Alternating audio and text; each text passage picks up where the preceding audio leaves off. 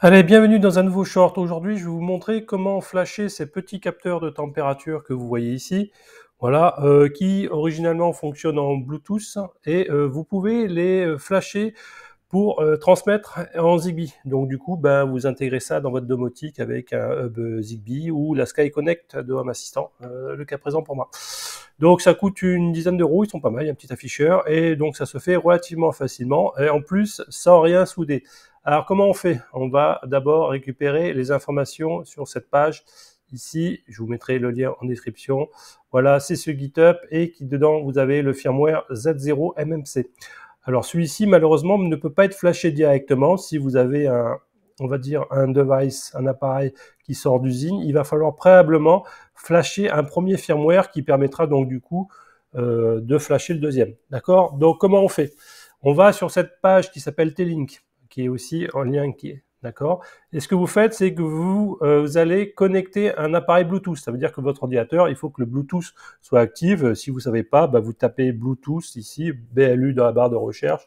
Et au bout d'un moment, ben, vous allez avoir tout ce qui est lié à Bluetooth qui va apparaître. Bon, là, mon ordinateur est RAM parce que j'ai le graveur de webcam qui est en même temps. Voilà. Et donc, vous tapez Blue. Voilà. Il sera plus content. Blue. Voilà.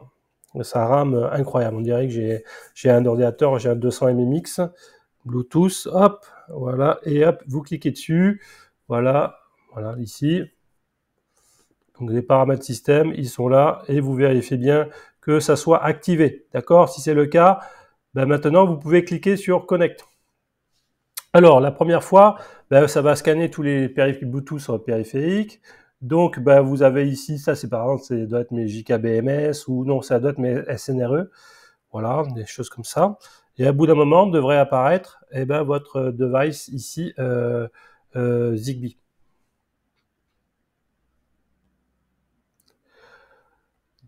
Donc moi, comme je l'ai déjà préalablement flashé, le firmware, eh ben, il s'appelle LWM machin chose MMC. Donc vous, ça doit être un peu de stackabila. Vous faites associer, voilà. Donc il va se connecter dessus. Vous pouvez le laisser de connecter. Voilà, start connecting to. Donc c'est très lent parce que j'ai mon graveur de webcam en même temps qui filme la vidéo, qui est naze. Voilà, statut connected to, et au bout d'un moment, ben, si vous faites les clear logs, eh ben, vous allez voir qu'il va essayer de se connecter. Si vous n'y arrivez pas, ben, vous retentez. Et normalement, ça devrait bien se passer. Voilà. Donc ça y est, il est connecté. Et vous faites do activation. Vous cliquez sur do activation. Poum. Voilà. Donc ça va prendre, ça va faire plein de choses. Et un bout d'un moment, il a marqué status login succès folie.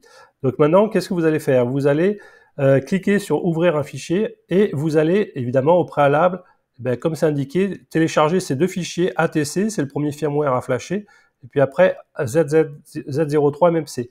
Alors en fait, les deux se trouvent sur le répertoire, pardon, ici, voilà, il se trouve dans ATC 04000, voilà, c'est celui-ci que vous récupérez, bouton droit enregistrer sous, et celui-ci, bouton droit enregistrer sous, d'accord? Donc il se trouve en fait dans ce répertoire, quand vous cliquez ici, vous allez arriver sur cette page, et donc vous pouvez télécharger à la fois ce firmware-là et ce firmware-là au même endroit.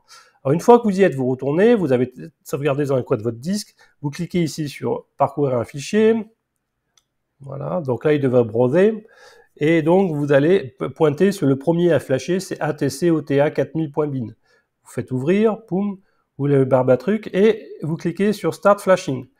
Voilà. Et voilà qu'il est en train de flasher, donc ça prend quelques secondes, 120 secondes. Donc là, je vais accélérer pour vous. Donc voilà, on s'est retrouvé après le flash, il a marqué succès folie, il est déconnecté. Donc il est possible que vous devez, c'est pour ça que vous enlevez le capot au préalable, déconnecter la pile, d'accord, bon, vous enlevez la pastille bleue, et vous déclipsez la serre, je sais plus ce que c'est, ça 0,32, peu importe, là, quelques secondes, histoire de rebooter le device. Voilà, vous enlevez la pile, vous la remettez, hop, et vous remettez le petit capuchon, 2 secondes, hein, de toute façon, il va falloir le faire une deuxième fois. Voilà, ça a redémarré, et vous attendez, donc vous laissez toujours le capot ouvert, parce qu'on va devoir réenlever la pile dans quelques secondes. Donc vous recliquez pareil, vous rescannez le Bluetooth, et là encore, il va lister tous les appareils Bluetooth dans le coin. Et normalement, après que celui-ci ait rebooté quelques secondes, et ben en scannant, il devrait apparaître. Voilà. Et ben il est là. Et maintenant, il apparaît sous ATC 3A machin associé. D'accord? Et vous voyez, c'est celui qui a le signal le plus puissant, là, avec le nombre de barrettes en général, il est à côté de votre ordinateur.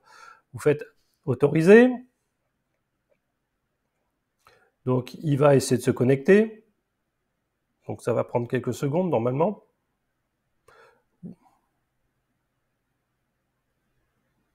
Voilà. Là, c'est reconnecté et rebelote. Ben, je pense que vous avez compris. Vous allez maintenant flasher l'autre fichier.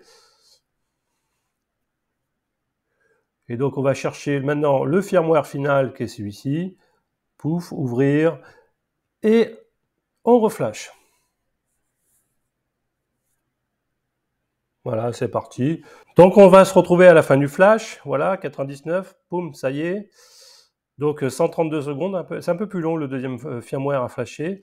Et là, il est déconnecté. Donc maintenant, ben, officiellement, cet appareil, il n'est plus en Bluetooth, il va utiliser l'autre protocole grâce au nouveau firmware. Donc rebelote, on va enlever la patisse Spice qui fait le contact pour bien serrer la pile. On enlève la CR032, voilà. On la remet, voilà, histoire de rebooter. Qu'est-ce qu'on va faire maintenant? Ben, on va se diriger vers votre hub Zigbee. Moi, c'est la Sky Connect, voilà, pendant qu'elle vient de démarrer. Et ben, on va aller associer ça maintenant à Home Assistant. Donc, dans la partie Home Assistant, eh ben, vous allez dans Paramètres, Intégration. Alors, moi, je passe par ZDHA pour faire mes intégrations Zigbee. Après, si vous êtes aficionados de Zigbee to MQTT, ben, ça doit être à peu près la même chose. Donc, vous cliquez sur Zigbee Home Assistant. Vous cliquez sur ici, peu importe, et vous rentrez dedans. Et tout ce que vous avez à faire, c'est ajouter un appareil. Voilà. Alors, moi, je l'ai déjà fait. En fait, j'avais pensé l'avoir enregistré, ça n'a pas enregistré. Donc, vous cliquez sur ajouter, et ça va écouter le device, et ça va s'enregistrer, il va le trouver au bout de 30 secondes. Et donc, c'est ce que j'ai déjà fait. Voilà, je l'ai appelé machin chose 1-2, et je l'ai mis dans la chambre bleue. Et comme information, qu'est-ce que vous avez renvoyé? Ben, vous avez l'humidité, température, super, voilà, et avec le niveau de batterie. Donc, ben, pas mal d'entités associées, et ça s'intègre vraiment facilement. Hein. Vous n'avez même pas appuyé sur un bouton de reset. Hein. Une fois que vous avez reflashé le deuxième firmware, ben, il est en mode appareillage automatiquement. Et puis voilà, ça se passe bien. Donc, petit tips pour ben, transformer et mettre dans votre domotique ces genres de capteurs à pas cher. Je vous dis à très bientôt.